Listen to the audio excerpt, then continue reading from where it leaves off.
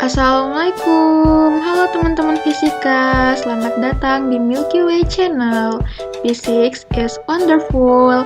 Pada kesempatan kali ini, kita akan membahas materi kelas 11 yang berkaitan dengan fluida dinamis. Dalam materinya, dan membahas lebih dalam, kira-kira teman-teman ini tahu nggak sih apa itu fluida dinamis? Dan kira-kira apa ya bedanya sama fluida statis yang udah pernah dipelajarin?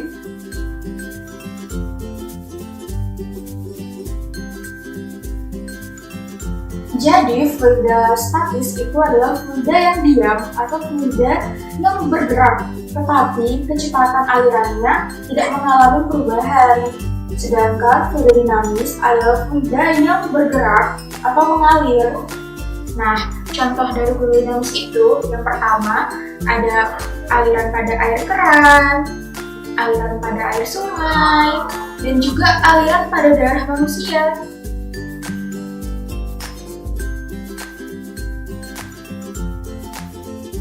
Oke, sekarang kita akan masuk ke materi yang pertama, yaitu mengenai debit aliran. Jadi, debit aliran adalah suatu besaran yang menyatakan volume fluida yang mengalir pada suatu penampang dalam waktu tertentu. Atau secara sistematis bisa kita tuliskan sebagai Q sama dengan V dibagi T, yang mana V adalah volume fluida dan T adalah waktu. Untuk mendapatkan volume digunakan rumus V sama dengan A dikali L, maka Q sama dengan A dikali L dibagi T, atau Q sama dengan A dikali V kecil, dengan A adalah luas penampang dan V kecil adalah kecepatan fluida.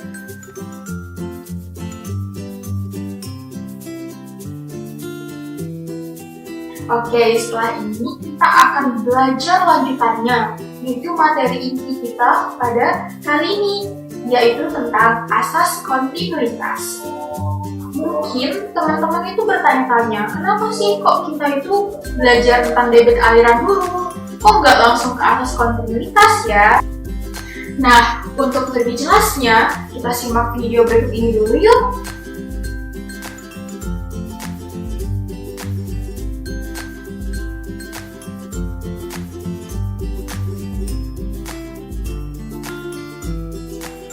Oke, bagaimana? Sudah mengerti dengan video yang ditampilkan? Ya, itu adalah salah satu contoh dari penerapan asas kontinuitas yang ada di kehidupan sehari-hari. Atau contoh lainnya adalah ketika teman-teman ingin menyiram tanaman, tetapi selang yang digunakan itu pendek, sehingga air tidak dapat menjangkau tanaman teman-teman. Tapi tenang, teman-teman tetap bisa menyiram kok. Caranya bisa dengan menekan sedikit ujung selang sehingga menjadi lebih kecil. Begitu ujung selang itu mengecil, maka aliran air akan menjadi lebih cepat dan dapat menjangkau tanaman teman-teman yang sebelumnya tidak bisa dijangkau. Dan walaupun ujung selangnya tidak sebesar sebelumnya, tapi debit aliran yang keluar tetap sama loh. Nah, penjelasan tadi itu sudah sesuai sama hukum kekekalan debit yang berbunyi, suatu fluida yang masuk ke dalam suatu penampang akan keluar pada penampang lainnya dengan debit aliran yang sama atau konstan. Jadi, hukum kekekalan debit itulah yang disebut sebagai asas kontinuitas. Apabila aliran fluida melewati pipa yang berbeda penampangnya, maka fluida akan mengalami desakan karena perubahan luas penampang yang dilewatinya. Karena fluida tak kompresibel, maka dalam selang waktu yang sama, jumlah fluida yang mengalir melalui penampang satu akan sama dengan jumlah fluida yang mengalir melalui penampang lainnya. Volume fluida pada penampang A1 sama dengan volume fluida di penampang A2, maka debit fluida di penampang A1 sama dengan fluida di penampang A2. Secara matematis, kita dapat menulis Q1 sama dengan Q2, sehingga A1 dikali V kecil 1 sama dengan A2 dikali V kecil 2. Hubungan antara laju dan luas penampang ini disebut sebagai persamaan kontinuitas untuk aliran sebuah fluida ideal.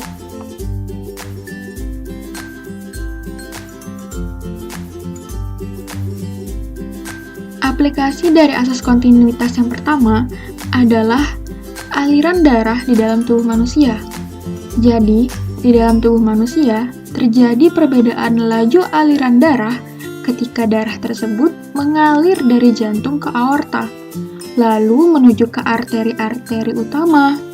Selanjutnya, darah tersebut akan menuju ke arteri yang lebih kecil dan diteruskan ke sejumlah pembuluh kapiler. Kemudian untuk contoh yang kedua, itu sama seperti penjelasan tentang video yang sudah teman-teman tonton.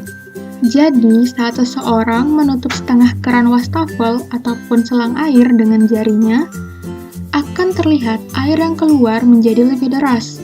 Hal tersebut terjadi karena adanya perubahan luas penampang di ujung keran dan mengakibatkan air mengalami desakan sehingga kecepatan aliran akan bertambah besar. Oke, jadi segini dulu ya pembahasan kita mengenai asas kontinuitas. Jika teman-teman ada pertanyaan, silahkan tinggalkan pertanyaan teman-teman di kolom komentar ya. Dan jangan lupa untuk memberikan like dan share video ini jika menurut teman-teman video ini bermanfaat. Thank you for watching and see you next time. Bye-bye.